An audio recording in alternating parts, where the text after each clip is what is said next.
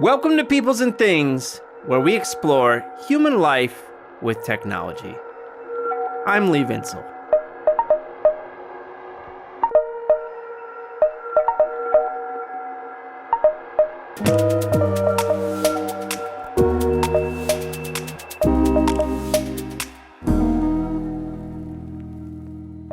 Brothers and sisters of the P and T.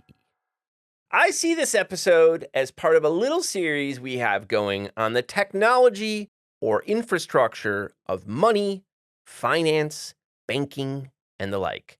It builds on the episode with Sean Venata, which you should check out if you haven't already, and it connects to a forthcoming episode with my buddy, Lana Swartz.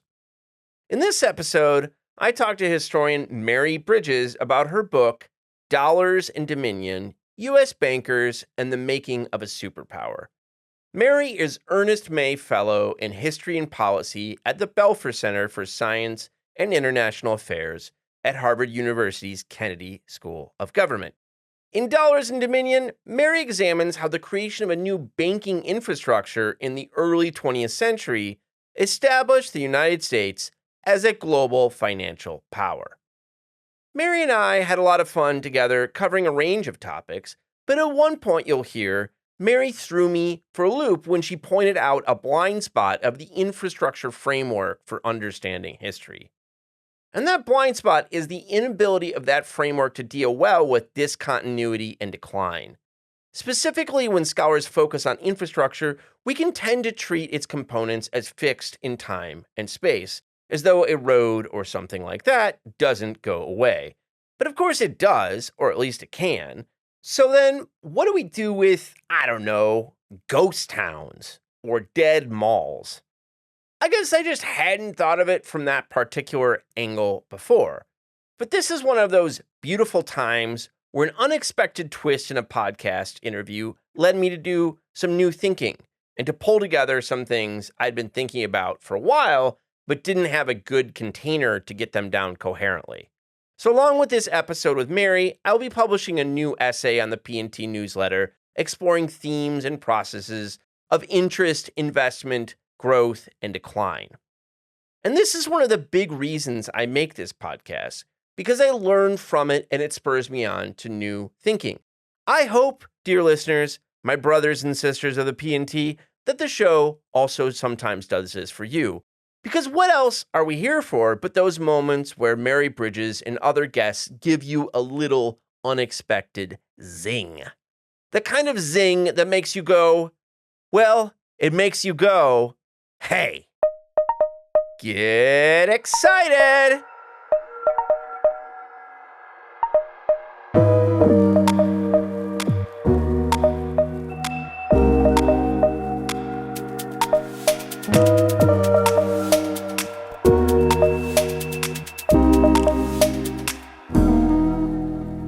Mary, thanks so much for taking the time to talk to me today. Oh, I'm so happy to be here, Lee.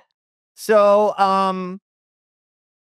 Dollars and Dominion is a neat book. When you're telling strangers about it, what do you say it's about? What were you trying to do with it? Okay, so I learned that the way you don't say it is I'm writing a book about the history of U.S. banking overseas because you just lose them right at the That's jump. a failed elevator pitch. I tried that for a while and everyone was bored. Yeah.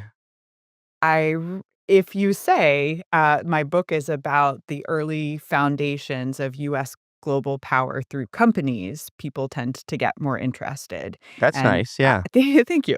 I practiced, and then and that it's about how the financial infrastructure of U.S. global power got built. Yeah. Cool. It flows better, right? It does. And so how did you get on this topic? You got a PhD at Vanderbilt, is that right? That's right. And who'd you work with there? I worked with Sarah Igo and Paul Kramer. Okay, cool. Yeah. And then a late-breaking addition to my committee was Naomi Lamoureux at Yale, and she's just a powerhouse and such. Oh my God, she's so great. Oh, did you work with her? No. I she's just know her amazing. through professional stuff, and we share a lot of networks. She's an amazing person and thinker. And the 3 of them are just incredibly different and Uh-huh. really, they all have a really sharp imprint, I think, on the way that I was thinking about this.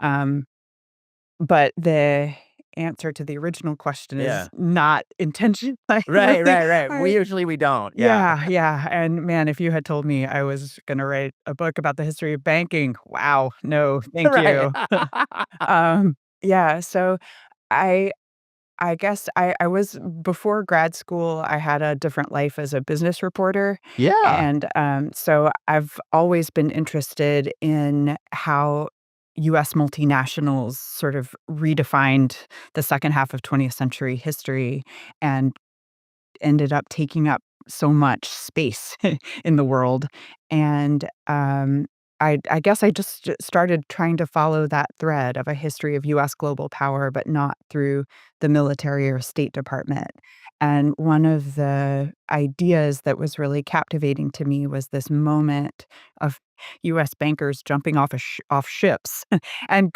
trying to staff these different branches and sort their new worlds into who do we trust and who don't we, who's creditworthy and who's not.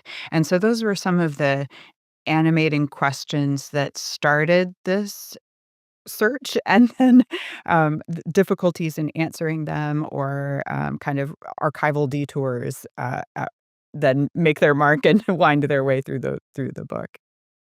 And how'd you end up on bankers as, like, an industry? Was it that you when you were thinking about multinational corporations in general, like, the money story became important, or was it something else? I don't yeah, I never really meant to, I guess, Yeah. but I think the follow the money, Yeah, idea got in right. my head. I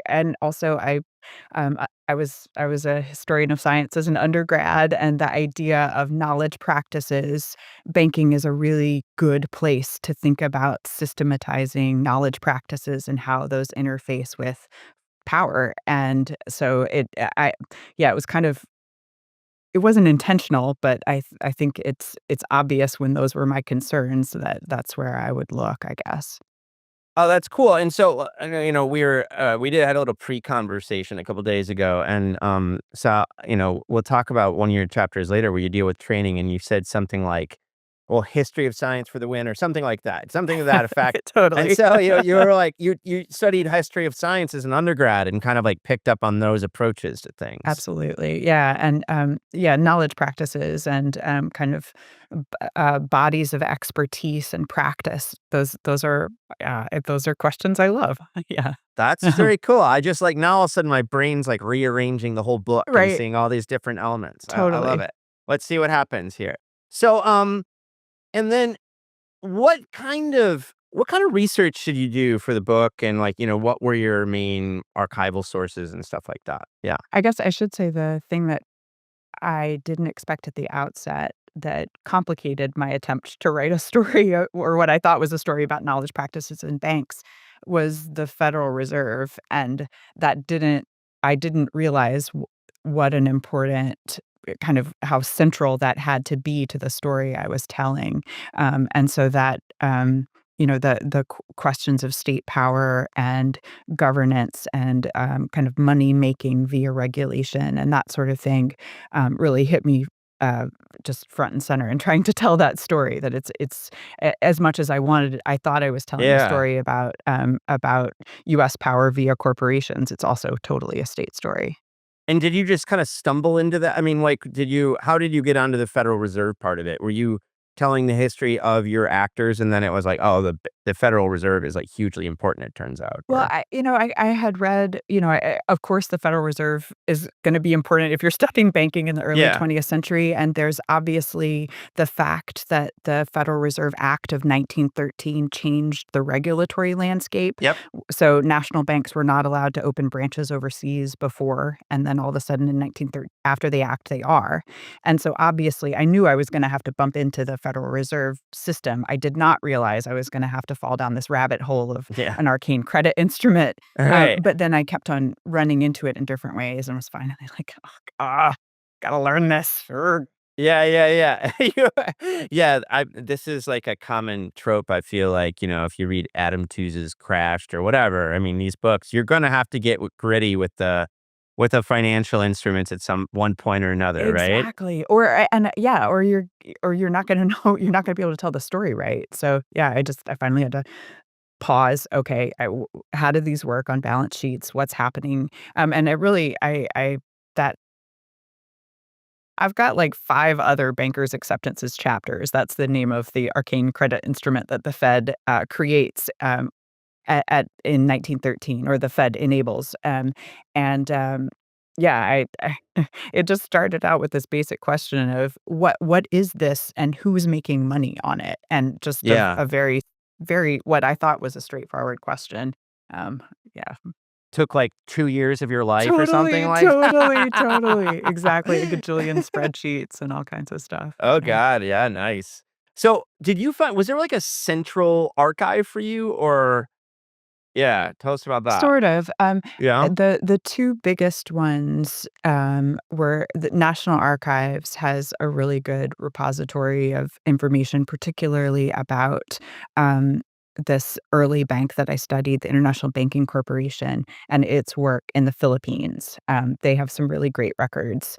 And the other, I also worked at Citi's archive, and was, not I don't I thought I went in with all these questions and wasn't able to navigate my way through the questions I wanted to be asking, and then ended up, finding, realizing I could tell a better story about the International Banking Corporation. And so it was really pairing those records and kind of, like, using some of the records at City and the National Archive, and, like, trying to follow the threads of Yeah. people's names and trying to get different bankers' papers and that kind of thing. That's cool. So, you spent time in College Park doing research? Is that where you were at? Yes. Oh my god. I lived there for 7 months in grad school doing research, for my dissertation that came out my At the first book. National Archive? Maybe the most depressed I So ever was in my depressing. It's life. so It's depressing. literally suicidal at points because it was just, like, so awful, It's just like Ah, and there seemed like a moment during COVID when they were doing all of these Zooms. The Yeah. archivists there were doing all these Zooms, and it was a really all of a sudden, like, your interface with the National Archive became really different, and it seemed like there was all of these new ways to reinvent that institution, and, I went back recently, and It's the yeah, same thing, right? it's a Oh, talented place. man. I've also had some of the most glorious archival experiences in my life in that place, so, I mean, it's a mixed bag for It's sure. totally true. So, you start the book I really like the way you open the introduction where you have, like, these kind of 2 historiographical versions of historiography of how we tell stories about banking, and you start with, like, the sweaty guy. I take it this is like the Graham Greene version of, like, how to tell the banking story, right? And then you have, like, kind of the colder institutions of US imperialism version of it. So tell us a bit about those and how your kind of infrastructural approach you see as like differing from them and offering us something else. Thanks. I obviously wrote a lot of different versions of the introduction and finally thought, I just want to tell my friend. Like, what if I just try to Yes. tell this story to my friend? What do I say first? My friend wants the Netflix version. What does this look like? What's our world? Give me what's my setting? An introduction that's a real introduction for human beings. Exactly, Yes. exactly. And, like, of Yeah. course, where does this setting put like, what's the setting? Who are our Yes. characters? Like, what's animating this story? The other piece of that was, I some of my favorite records are of, National City Bank, today's Citi, opening its branch in Buenos Aires, and one of the early bankers there was, Kermit Roosevelt, the son of Teddy Roosevelt, who was able to kind of mooch is, I guess, the wrong word, but, like, ride coattails Uh-huh. of his family's, fame and make a lot of contacts for the bank. His diaries are very, they will tell you almost nothing, or maybe they tell you a lot about banking, but not because he's talking about banks at all. He is Right. playing tennis, playing polo, having lunch with a gajillion people, and so I didn't learn so much about banking from him, but, there were a few other bankers in Buenos Aires with wonderful papers and records. So I wanted to find a way to get that kind of texture and detail in the piece. And so that's the sweaty banker in the suit.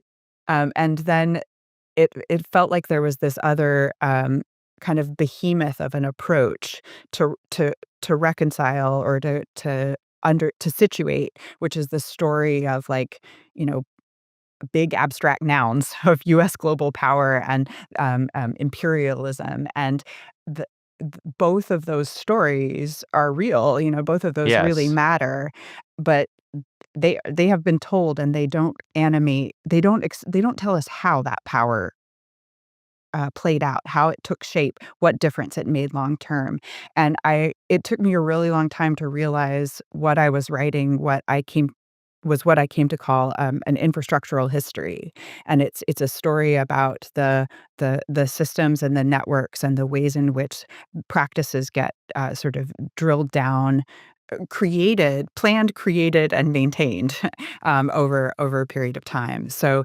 the I to me, the idea of an infrastructural approach helped explain the space between this, very, you know, protagonist narrative version and this institutionalist account. And to me, is intellectually satisfying and helped explain, a lot of kind of counterintuitive pivots and some things that didn't quite make sense to me before I got into it. Yeah, and do you think too was your history of science training coming out, or I mean, it was probably partly that, but do you remember like a turning point where you kind of got onto this approach, or was it there from the beginning? So, um, I guess I realized I was using I at some point in a workshop, I had said I was writing a story of financial infrastructure, and I was just blown away by the fact that everybody in the room nodded. It's like, Yeah. I don't know what I'm talking about. Why do you know what I'm talking about? Why is this a point of consensus? But that term had traction, and then I started overusing it, and I realized I needed to be a lot more reflective about my use of infrastructure, and so I remember sitting at my desk, That's nice. Yeah. and I thinking, like, I am leaning on this like a crutch. What are its upsides and what are its downsides? I wanna be systematic about this. And I remember I was sitting at my desk, and right in front of our mailbox, Google Fiber was digging trenches. All of a sudden, that was the aha moment as a historian of science. Our our information networks, the world in which, like, that's part of the drinking water for us. Of course, that's gonna animate the way I see history. So I I I realized that it felt to me like there was a lot that I wanted to understand about the way in which infrastructure was shaping my questions as a historian Yeah. and the, kind of the trajectory of my actors. Yeah, that's nice. And I think something that's coming out from me as you talk about it here is it's a meso level explanatory. It's a meso level explanation, meaning it's not the micro sweaty guy, and it's not like the high level, but it's like and I think that there's a reason why meso level explanations are satisfying because they connect the two for us. Absolutely. Yeah. And I think that idea, I wrote this piece of the infrastructural turn and historical Oh, that's scholarship, right. and Yeah. I called it history in the middle. And it's Yeah. this way of kind of balancing history from below and also a much more top down, corporate boardrooms and diplomatic record kind of version. Nice. I forgot about that piece. God damn it. I wish I had read that before this. That would be well, I will read it I and think I just gave you all the spoilers. So. okay, well, I'll write up a little review of it. I mean, that's great. That sounds awesome. So, your first chapter is called I love the title. It's called The Empire Needs a Banker. And the way you put it in a few places is that like United States through its own activities suddenly found itself with an empire on its hands. And an important part of doing that is like money, it turns out, right? So kind of set the scene. And, you for the first part of the book, you said your kind of core organization is this international banking corporation. So just set the scene for us where things are at and how this IBC thing comes into being. Yeah. So, yeah, it's the the United States is operating as an empire, and it's storing its money in British banks because, Right. It's uh, beautiful. literally, That yeah, doesn't it's, feel so like good. exactly, exactly. And, in the Philippines, in Manila, soldiers were complaining that they were getting that, like, they're basically getting shorted because of all of the exchange rate machinations that the British banks Wow. were doing. So, yeah, it's embarrassing. Hmm.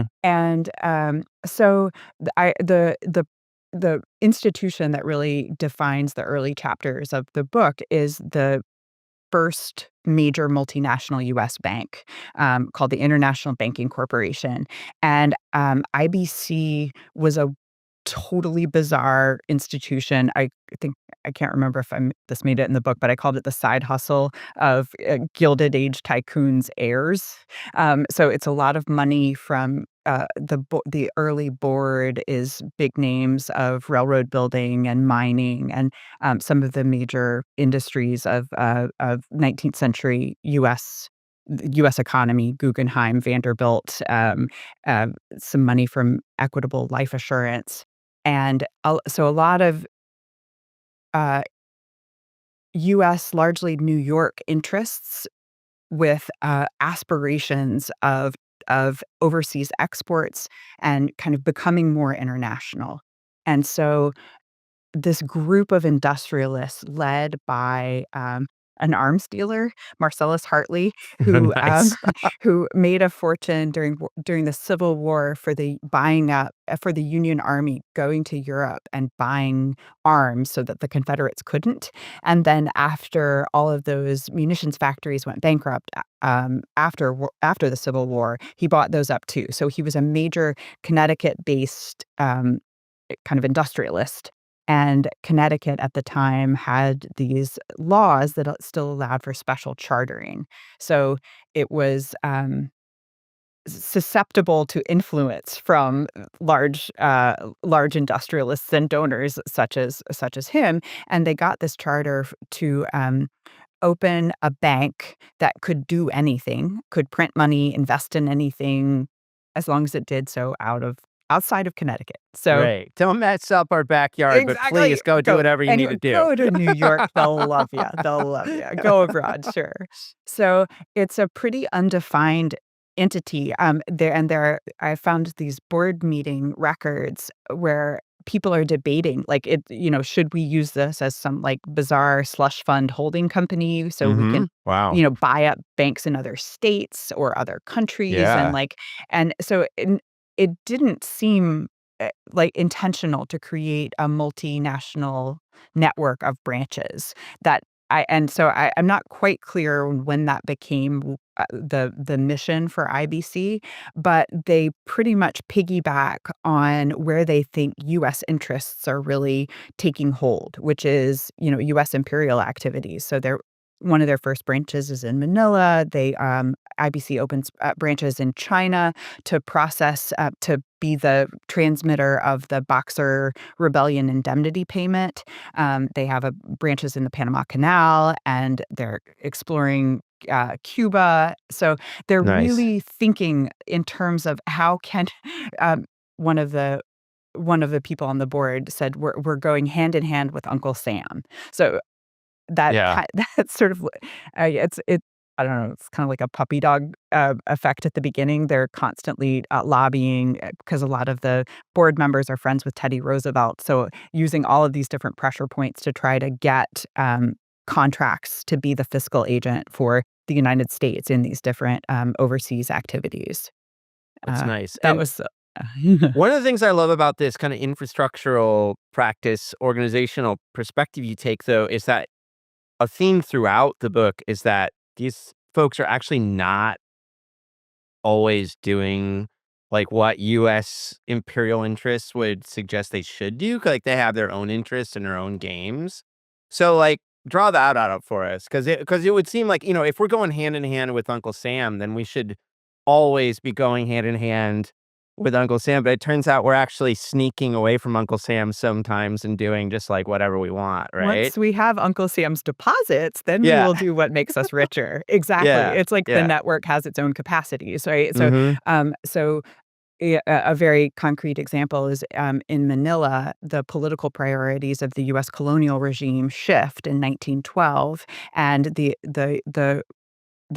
U.S.-led government starts wanting to promote, at least rhetorically, Philippine self-rule. And the U.S. business interests are horrified.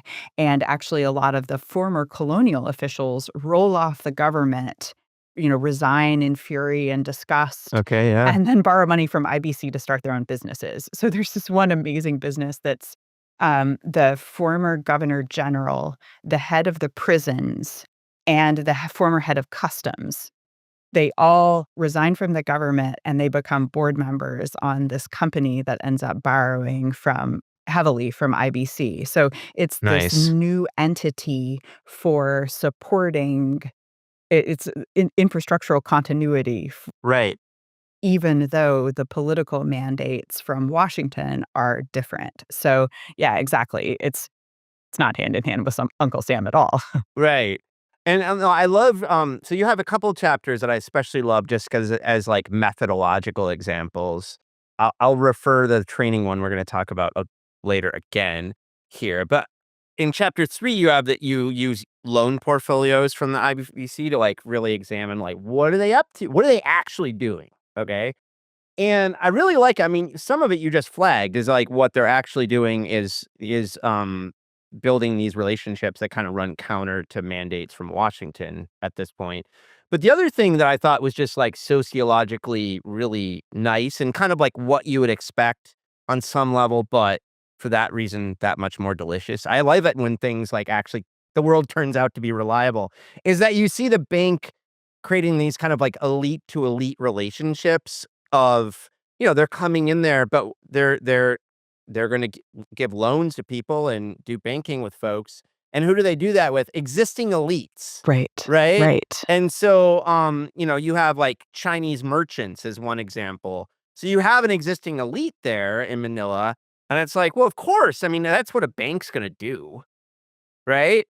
And I just thought that was really nice that when you look at the loan portfolio, you see is like all, well, it just continues elite power in some ways. Exactly, which I hadn't I was believing the things I was reading in College Park, Right. what IBC executives are saying to Washington That's to nice. get contracts and to also, get exceptions from the government. Yeah.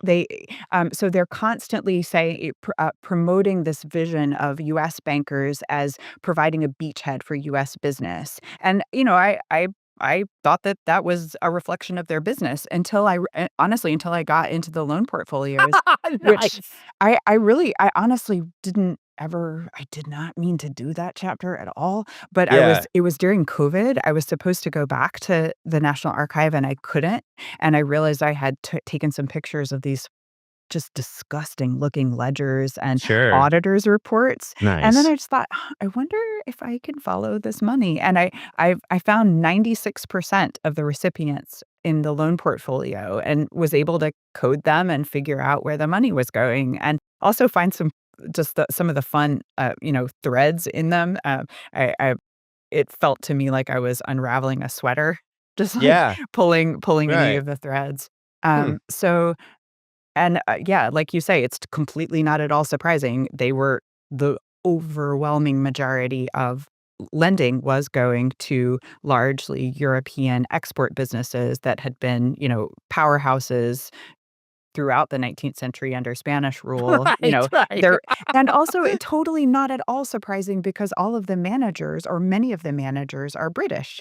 And Right. so, of Yeah. course, that those are the connections because there They're hanging was out at the same social clubs. and rolling off they used to work at the Hong Kong bank, and then Right. IBC hired them, and so all the people they know are the people that, Hong Kong Bank was lending to. So, Yeah. So it was at first, IBC was more like a way for these European businesses to sort of diversify and maybe get more loans because they were the second tier bank. And but yeah, I really it was so satisfying to get to put those Yeah. different puzzle pieces together and try really understand what was going on. That's awesome, and it just speaks to materialist analysis, which is, like, one of the things I preach on this podcast and other places all the time, is that, like, when you follow the money and do the materialist thing, you'll find that a lot of what people are saying in certain places is just bullshit. Or the yeah, bullshit or it's a fancy way they're saying, we're lending to upstanding businesses. Yes, and you're taking warehouse receipts for boxes of gin Yeah, as right. security for these loans. Yeah. It kind of is you're able to understand the rhetoric in a much, much, more tactile way. This seems random, but did you, by chance, attend one of the History of Capitalism summer camps that Louis Hyman used to do at Cornell? Of course. You did? Oh my god, I just guessed that. I was wondering, because I was wondering, like, how you figured out how to do the ledger analysis. I mean, I'm sure Totally. a lot of it was on your own, but I know that's something Lou, like, preaches in those places. I had done some of it when I was a business reporter. I Yeah, remember, like, stealing myself to download 10Ks and, quarterly yeah. filings and, like, "Oh, I can do this. You could do it. I can do it." But, yeah, and part of it, I can't remember if it was somebody in that that summer camp, but, like, the advice was when you rebuild the data sets yourself, you understand what your actors Yep, are doing, whether it's nice. mapping, cartography, accounting, like Yeah. really getting granular like that helps you, yeah. And so, yeah, God, that's what I Lou's a did. buddy of mine. He's gonna be so happy that I could guess that based on Totally. He is also the person I think he's the person who told me, I was like, "I don't wanna be a banking historian, Yeah, Lou." And he's like, "Well, you gotta become the historian your sources need." So okay. Yeah. Okay, so now we're at feel like I'm busted. 1913. It's so funny, he's gonna love it. I'm gonna text him right after this. Or 1913 and the Federal Reserve Act happens. So tell us how that changes things. So the big change is this regulatory shift where all of a sudden, before the Federal Reserve Act, it's these bit state bank, kind of cobbled together, bootstrapped things that are able to operate international branching. All of a sudden, after the Federal Reserve Act, it's the behemoth like city, which can Okay. really operate. Can finance, can staff, can put in the resources necessary to maintain a global network of banks. Suddenly, that's possible after 1913. And Citi buys the International Banking Corporation. So it has these two parallel tracks. It has its own branded set of branches with the National City name, and it buys IBC. So that's the institutionalist account. There's this other thing going on where the early Fed was a very, very odd organization that worked so differently from the way we think of today's Fed as working. And the initial, when we think of how the Fed acts now, it's about buying and selling treasuries to Mhm. tighten or loosen the money Yeah. supply. That is not at all. In fact, that was unsightly for a central bank at the time. You weren't supposed to lend to the crown. Instead, the type of credit that was supposed to be foundational to the operation of a central bank was about facilitating productive economic activity, productive as opposed to speculative. This is based on this economic thinking of the real bills doctrine. And so the preeminent form of credit is modeled after what the Bank of England was doing because the Yeah. United States at the time is just desperate to do whatever Britain's doing and catch up. And that is bills on London. It's this bill of exchange known as a banker's acceptance. And Yes. so the Federal Reserve system, that is supposed to the banker's acceptance was supposed to be a cornerstone instrument of how the Fed was operating. But US banks didn't have any kind of established practice of doing this because it was a new form of credit instrument in the United States. And so the Fed not only authorizes banks to engage in this kind of lending, but the Fed becomes a buyer of bankers' acceptances itself in order to um, prop up this market that it thinks is going to become self-sustaining eventually. Um, but so it's not just an architect of the rules; it's a player in the game. And so I had to tell that story, and it's Yeah. always this moment of like, just No, go a wait, little bit like, farther. So okay. explain to us in just the like most concrete terms what a banker's acceptance is. So it's a form of trade credit specifically focused on international trade, and like to me to understand it, you have to stop thinking in digital currencies and clicking to send a payment. Yep. This is a time when, you know, there wasn't a lot of gold moving on boats, but goods moving on boats took a very long time. Yep. And these are huge gaps in trust and geography and currencies. And shipping something and getting paid for it is incredibly complicated. And the paperwork that was developed to fill those gaps in geography and trust and Yeah. currency is a particular form of a bill of exchange. And so the buyer and the seller get their banks basically to agree on a timing and amount of money to be sent. And this paper of a payment promise, when stamped by a bank to promise to pay, becomes itself a tradable instrument, Okay. right? So it's sort Yep. of like like securitizing mortgages. Like, Yeah. once you kind of you can abstract the paper from Uh-huh. the goods and the trade itself. And so this market in bankers' acceptances becomes something that the Fed is really invested in creating. But to Uh-huh. have this market, you have to have the trade, and to have a banker's acceptance, you have to have the banks. So that's Right. it's not so that's really it's the promise of this market and the potential the really the liquidity premium of the Fed promising to buy any banker's acceptance that I argue powers some of national cities' early branching activities. Nice.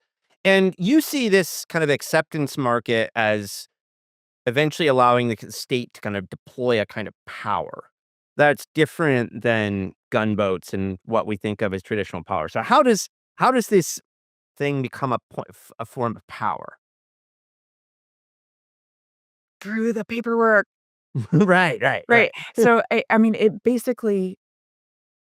it facilitates, economic contact, resource extraction, Yep, this connection of economic opportunity, yep. basically. It's a form of credit. And then it becomes its own type of money. So these are all forms of power, and they get sort of piped through these different, forms of legal instruments and, institutions such that, you know, the I arguably, one of the goals of the United States in a lot of its colonial activity, around the turn of the century was access to markets. All of a Mhm, sudden, with mhm. bankers' acceptances, there's this way to, create this bureaucratic behemoth that is powering economic opportunity backed by the US dollar. Nice. So it doesn't take shape in the same ways that gunboat diplomacy Yeah, does at all, but it is, it's powering this engine. yeah. No, I mean, I really like this book a lot because, I read Adam Tooze's stuff a lot, and he's kind of like somebody I really look up to. I really like Helen Thompson and her podcast These Times and her stuff on finance. And I think that especially in the post-World War II period, we know about the kind of dominance of the US globally when it comes to financial institutions, and, this is where you end in some ways. But I think you're really giving us a story of, like, how that system is being built infrastructurally, right? Is that fair? Is that like this? Yeah, Yeah. and, so in a lot of ways, the people that I'm looking at were kind of bit players or, Yeah. it's really homemade expertise, a lot of trial and a lot of error. Yeah. But, the better known story of, US lending sovereign lending in the 1920s, that, those kinds of stories of all of these different bonds, many of the people doing it are people who roll off of these banks. So, in some ways, this infrastructural middle ground gives us the foundation to understand later US global power, Yeah. as not as complete rupture, but as drawing on some earlier Yeah. threads. Yeah, Building on infrastructure, right? exactly, exactly. So, I mean, another chapter I like that is that after the Federal Reserve Act, if I understand it correctly, there's this, there's a hunger for credit information. And I was thinking of like Scott Sandage's book Born Losers and the birth of like all these credit reporting. And of course they want good credit information. Like in this kind of you know, trust in numbers kind of way. Um but then it doesn't work out so well because there's like, these local markets have traditions of their own and cultures of their own. I thought this was kind of a beautiful tension. So tell us a bit about this. Yeah, and I guess, ideally, they want good credit information. They just also want any credit Right. information, Right. because one of the requirements for the Fed to buy a banker's acceptance is that the bank have on file a financial statement, and that was a relatively new financial technology, and it was, it caused caused a ruckus. Yeah. There was a lot of resistance to Yeah. creating all of this new paperwork and systematizing relationships that were longstanding. So, what a financial statement meant, it turns out that that's a very, very flexible, the definitions of that became incredibly flexible. And, it really one of the other weird things, in a kind of classic infrastructural story, way, the banker's acceptance market is a bad market. It doesn't it's outdated, doesn't really, um it's cumbersome, it requires a huge amount of work to process, Yeah. and there are better ways of financing exports, as it turns out. So it's not a great market, but the push for credit and information ends up driving it's, it's cartography Yeah. effort to really map all of these different business connections and Wow. create records. National City Bank is so proud of its credit library and the credit files it has on everyone, and this sort of moment of desire to systematize and rationalize the commercial universe. Yeah. Wow, man. And then I've flagged it twice. Now we're actually going to go to your training chapter. This is another one I love. Yeah, history of science approach. Like, look at how they're trained and what they're being told to do.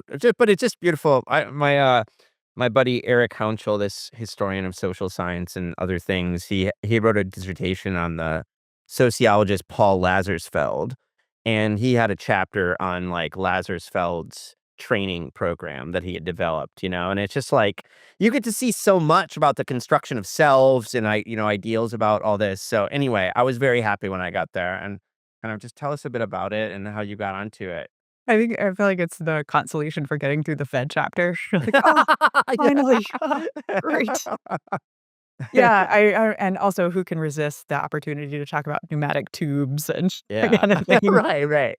Um, yeah, so, the context is that National City Bank wants to do this, like, inflate a network of global branches, but there's no such thing as an international banker, really, in the United States. And so they Right. realize they have a real personnel problem, and they Uh-huh. are gonna need to make this Nice. professional expertise. This And s kind of person. Exactly, and I wish I had better records, but they did this, kind of a workshop or conference with a whole bunch of, like, Harvard, Princeton, Georgetown accounting and, Uh-huh. this burgeoning field of management sciences. Like, they got a whole bunch of faculty Oh, together. wow. Yeah. What do we need to do to look more like the German and British, Uh-huh. By the management way, I class? forgot to mention earlier that just the theme of London being where you're looking for obvious reasons because you're coming out of the 19th century, right? But it runs throughout it, and I thought that was great too.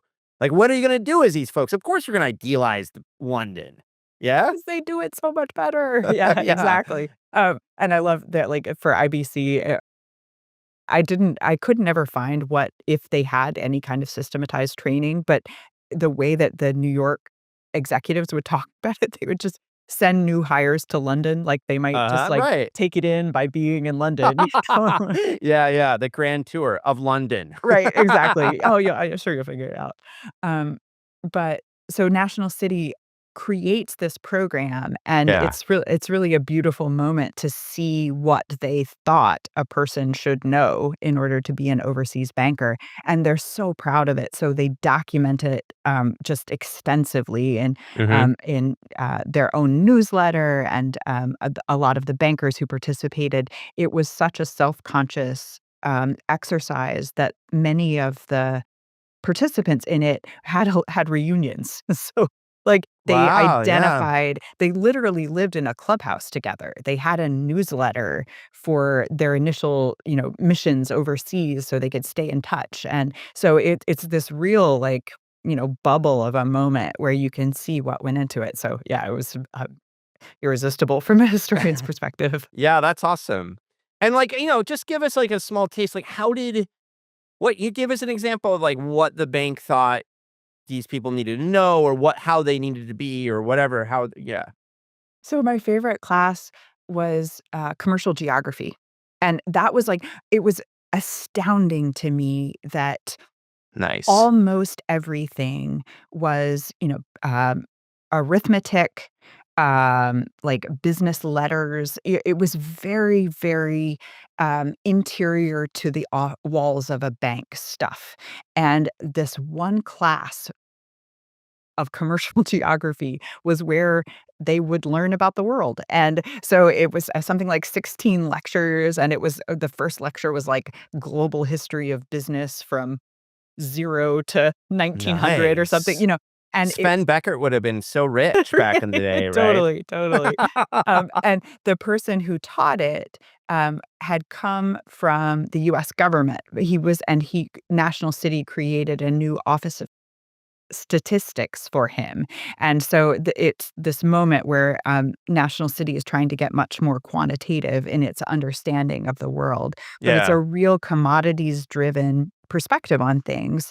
And so yeah, it was shocking to see what the formal curriculum provided and didn't provide, and Yeah. then also the kind of informal, um, socialization stuff that was associated with this training program, including all kinds of, Yeah. lessons, both, explicit and non-explicit about, racial differences, about gender, about class, respectability, um, that really shapes the way that this cohort of young white male college graduates, Right. ends up getting sent on, steamers to open the first wave of US banks overseas.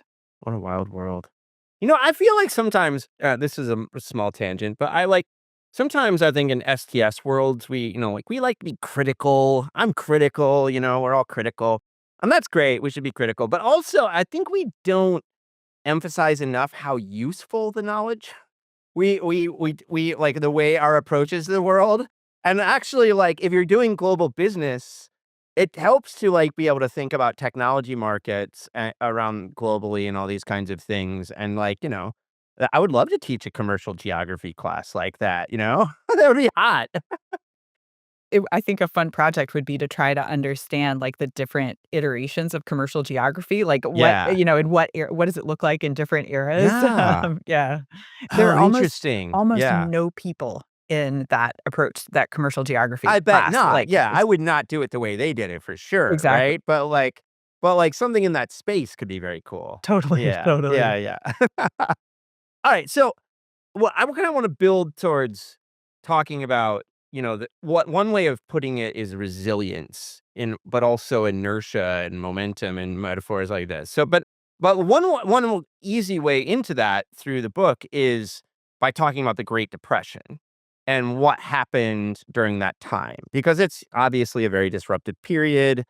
Certain assumptions the banks had walking into the world, um, you know, didn't play out because of how things change. And yet you write, in this economic context, overseas branches surprised even the bank's executives with their resilience. Right? And so tell us a bit about that resilience and how, like what's surprising here. And then we can kind of go from there into the higher levels. I mean, to be clear, it is not a moment of growth for the Sure. overseas branches. A lot close. But Yeah. what I found that was weird or surprised me was the way that the local branches can pivot pretty easily. And one of the striking things is the ways that in this moment of a collapse of global trade, all of a sudden the banker's acceptance market, that is not useful anymore at all. Um, i- that they have to get local. And that was not at all the MO of the business before. In the 1920, 19 teens and 1920s, the idea was actually, it was kind of um, unsophisticated, crude to try to recruit local businesses away from their existing banking networks, Yeah. and that instead U.S. bankers should be kind of more catered to exports and that kind of finance.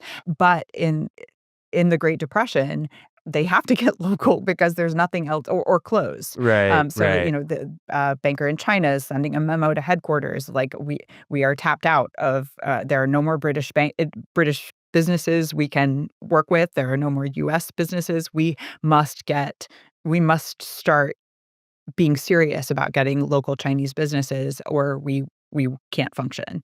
Yeah. And so that's the overseas division, rebounds much more quickly than US, and in Hmm. part, I think because of um, ability to pivot. Yeah, that's nice. And so I think, like, one way I want to connect, a couple minutes ago, the way I put it is that we have these kind of later histories of US global financial dominance. And in one way is you're telling us a different version of how we get there, right? But on this theme of resilience, like what I was thinking about when I was reading your book and really thinking about infrastructure is you will not probably not have read any of these Thomas Hughes essays or books, but like, and you shouldn't.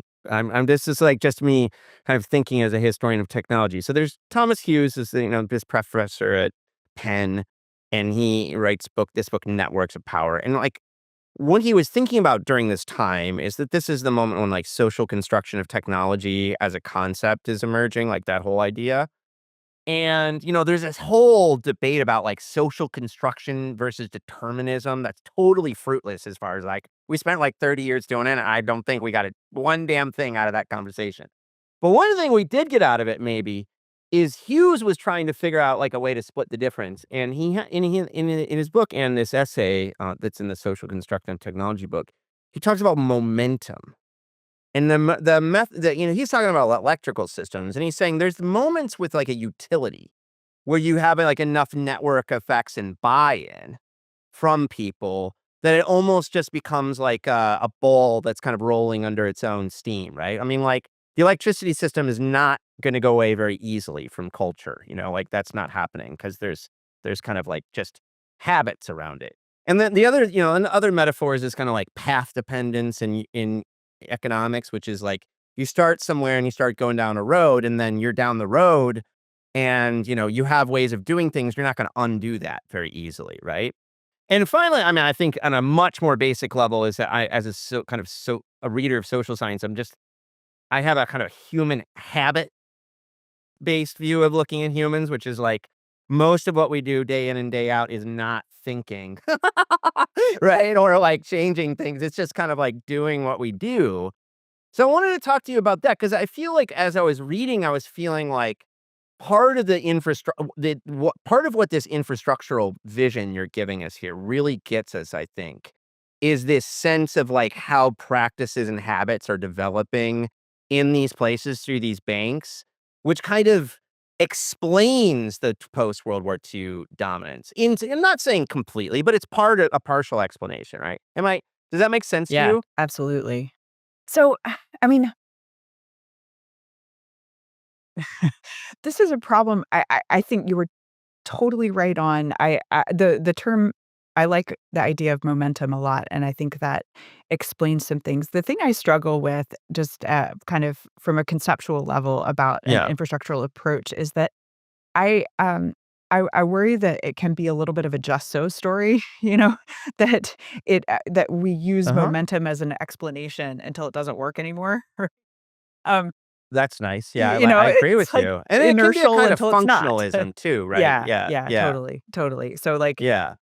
yeah, we keep going until we have to break something or until Yeah, something yeah, breaks, nice. right? Yeah, yeah, So, yeah, yeah. yeah, so I don't, You don't wanna go too far with it. yeah, exactly, or I Yeah. don't, I wish I could add something to it that gives us a little bit more of a purchase on when to understand the power of momentum versus the power of rupture or whatever Yeah. I hear whatever its you. counterpoint is. Um, yeah. Yeah. Jeez, that's a thorny problem right there, though. My Yeah, let me God, know. I'm Do you think have answers? Yeah, I know. How do you I'll do be that? chewing on that one for 6 months. God damn, I don't know if I like that. Yeah, but, Yeah. and I guess it's sort of it's a version of the critique. Like, I love path dependence as a concept, Yeah. but then also can't use it for everything. It's the ability to use it is also one of its detriments, I think. Right. Yeah, you can't over y it's easy to over apply it, and Exactly. has been. Right. That's true. Yeah. But at the same time, I feel like there are ways. I mean, how to deal with the change and rupture thing is a big puzzle, I think.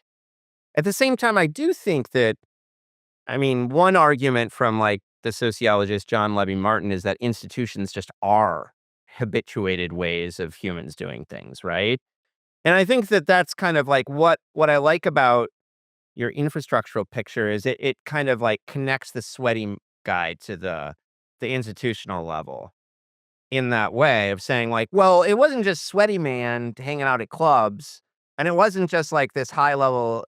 It was actually we're building up all these ways of doing things that are kind of becoming resilient for a variety of reasons. Exactly, exactly. And, like, sweaty man can go pivot and do something, completely curveball, and the institution can change its political agenda, but Yeah. the sticky middle, like, all of these practices and filing Nice. cabinets and assistants and buildings, Yep.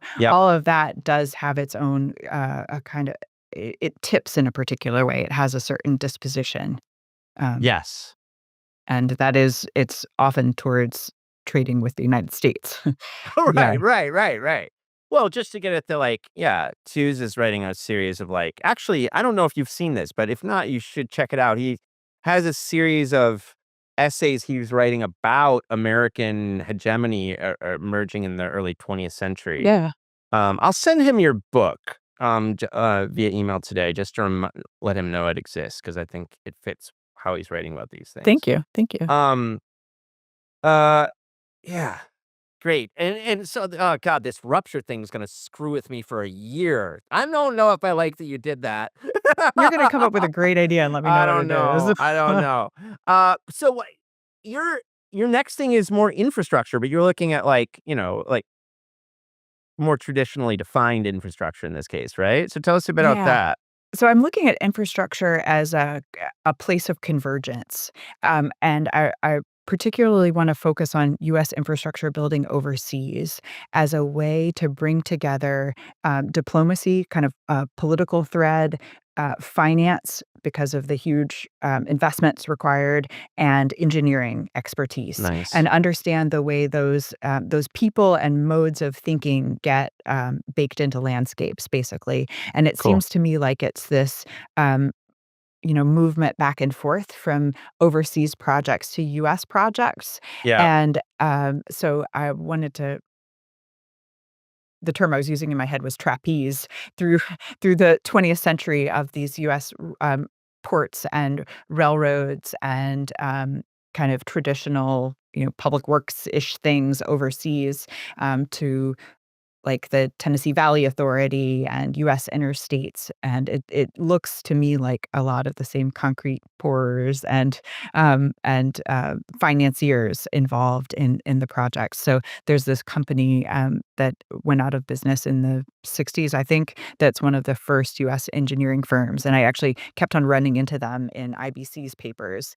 They are not a particularly great infrastructure Yeah. builder, They but they fail. Yeah, it's good. exactly. That's But better. it's they're fitting that they were hanging out with IBC bankers. So, uh, no, doing their Yeah. yeah. Um, and so the idea is to understand infrastructure building as a mode of U.S. power projection in the world in the 20th century. Yeah, I mean, there's a lot of STS stuff on the engineering side of the story, and there's more coming down the tube. And I think it's all good, but I think how you're gonna help this literature is by bringing the finance side in the way that you've already done.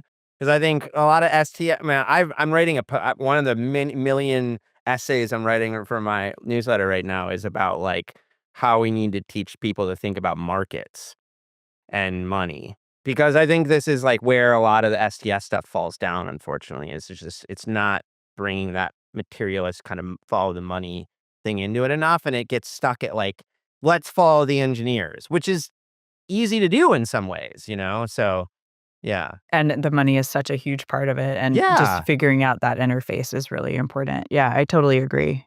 And how did you get into this one? Is it just knew of this firm through the other thing? And Yeah, I was like, "Who are these people?" yeah, And then cool. I guess the thing that just captivated my imagination was that in the 1920s, they created an investment banking arm that split off, and they had a management consultancy. Of So it's like, course of they did. course, Yeah. in the 20s. It's like, Well, "Yes, wasn't that what, please." like was Herbert Hoover doing that, Exactly, basically? Like, exactly. yeah, I mean, I think yeah. he worked at He yeah, was doing the teens, I think, but yeah, yeah, absolutely in the same space. yeah, So and it's it seems like a handful of firms that are bidding on the same stuff, and cool. yeah. So I was it's And you sort of like the 20s. I do. I like the 20s. I like them too. There's a I lot. like them Well, and too. also, so I can't remember who I was talking with about this, but like the 20s, it's so tempting to look at the 20s as a prelude to the Depression. But if you can stop doing that Stop doing that. and look at the 20s as the 20s, there is such weird stuff going on. Totally. It's so fun just visually to look at. I'm sure you've done this kind of thing, but, like, to look at the way print culture changes over the course of the 20s, any kind of magazine or publication, and the lettering and Oh, it's great. it's just incredible to see how much is going on in that time period. Right on. Well, this has been so much fun. Thank you for taking the time to talk Thanks, to me. Lee. It's been great talking with you.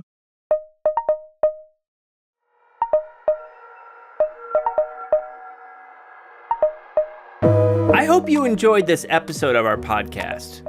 You can reach us with questions, comments, and suggestions at leevinsel@gmail.com or by following me on Twitter at STS_news or on YouTube at People's Things.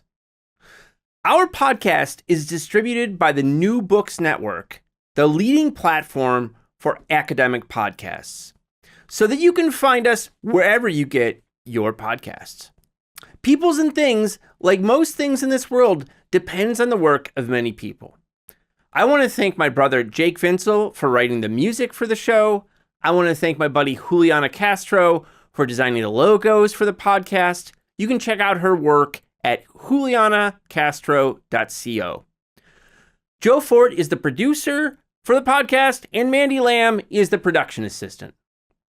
This podcast and other Peoples and Things programming are produced in affiliation with Virginia Tech Publishing and supported by the Center for Humanities and the University Libraries at Virginia Tech.